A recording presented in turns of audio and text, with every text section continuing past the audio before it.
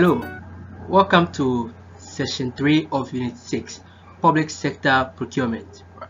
So we've already looked at one of the public procurement structure, that is the public the board, that's the public procurement board, who we said are responsible for governing all procurement in the public sector, right? So we will be looking at the other structure in this session.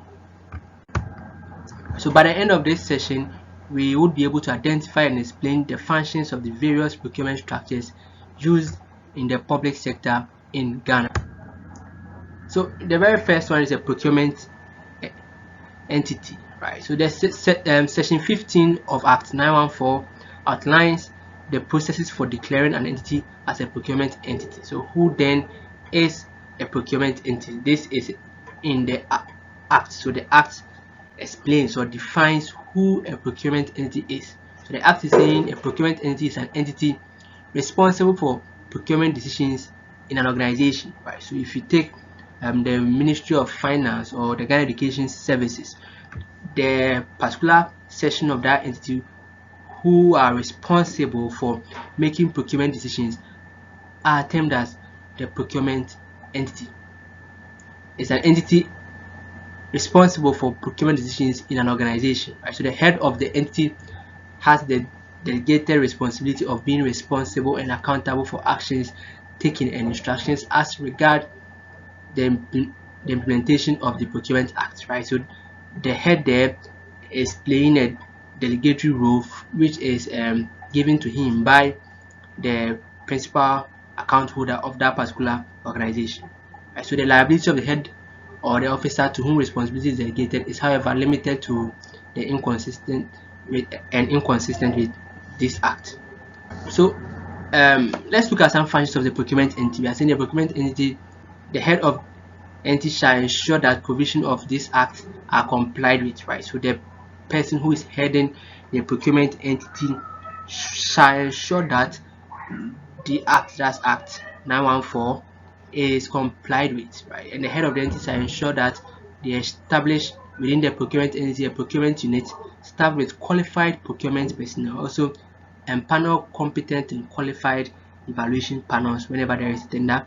Ensure that at each stage of the procurement activity, procedures prescribed is in this act has been followed. So whatever procedure that has been prescribed by the act should be followed whenever at any stage of the procurement activity.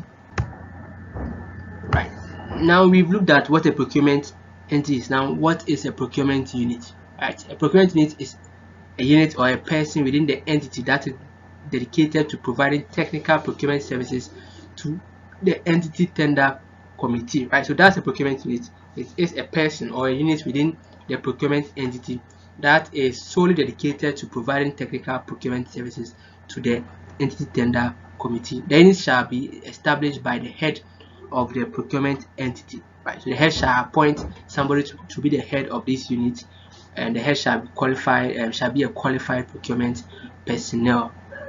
Now, so let's look at the entity tender committee. We've seen it being mentioned in previous slides, and this is just a body within the entity, that's a procurement entity with responsibility for planning, processing, and generally taking procurement decisions and ensuring compliance with the public procurement law, among others. So remember, we are saying that the board, that's a procurement board, is responsible for all procurement decisions, right? But then when we come to the entity, we need a committee to spearhead the activities of the entity aside the chief executive officer or the head of the procurement entity, right? So there is an entity tender committee who are responsible for planning, processing, and generally taking procurement decisions and ensuring compliance with the procurement laws and others, right? So generally the procurement tender entity is a committee set up in an organization to ensure that procurements are done in a fair,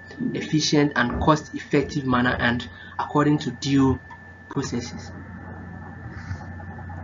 So the committee is responsible for ensuring that at each stage of the procurement activities, procedures prescribed in the act have been followed or had been adhered to. They exercise sound judgment in making procurement decisions. So basically, their functions are more of the functions of the procurement board, but here within the entity. So these people are just within the procurement entity, right? And the board supersedes every procurement activity that goes on in the country, right? They review and refer to the Central Tender Review Committee for concurrent approval procurement above the tender committee's threshold. So like there is a threshold for which the procurement entity can approve or authorize some transactions. So if it exceeds their threshold, then they need to look at the next or the higher authority, which is the Central Tender Review Committee. Right. So let's look at some tender review committees. We are saying that all MDAs and MMDAs shall have tender review committees. The members are appointed by the finance minister in consultation with the procurement board.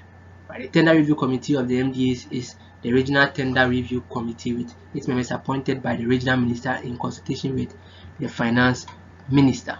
So these tender review committees, per the act, these are some of their functions or what they are responsible for and what they do for these procurement entities. So they review the activities carried out in a particular procurement at each step of the procurement cycle to ensure compliance with the law. So they are basically there for review purposes. So review whatever has been done to ensure that it complies with the various laws that regulate public procurement in Ghana.